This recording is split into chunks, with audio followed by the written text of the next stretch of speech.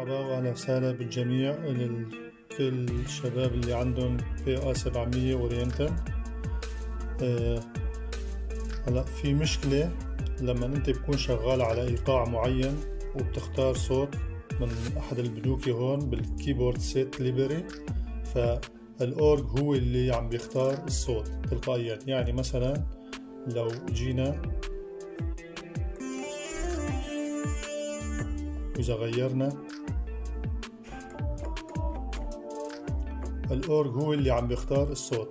فكيف لازم نلغي هذا الشيء حتى أنت تختار الصوت اللي بدك إياه. نرجع رجوع، نجي على جلوبال وبتجي على رح أقرب الكاميرا انترفيكس، والإشارة الزرقاء على الكيبورد سيت ليبري بتلغيها، راحت. وبتحفظ، تختار من القائمة فوق وبتضغط هون، وكمان تضغط اوكي وبتضغط يس، وهيك بيكون حفظ الإعداد اللي انت عملته. هلا بنشوف مثلا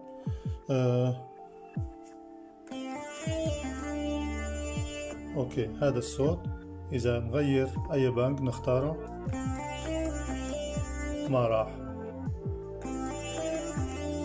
ضل الصوت اللي انت كنت عليه، ضل هو ثابت. عملية بسيطة، اتمنى الكل يستفيد ويكون الشرح واضح. شكرا للمتابعة.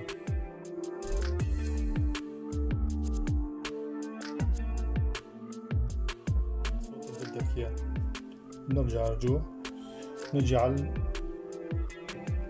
جلوبال وبتجي على رح أقرب الكاميرا انترفيكس، والإشارة الزرقاء على الكيبورد سيت ليبري بتلغيها، راحت. وبتحفظ، تختار من القائمة فوق وبتضغط هون، وكمان تضغط اوكي وبتضغط يس، وهيك بيكون حفظ الإعداد اللي انت عملته. هلا بنشوف مثلا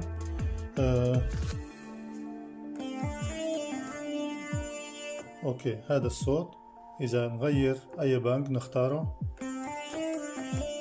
ما راح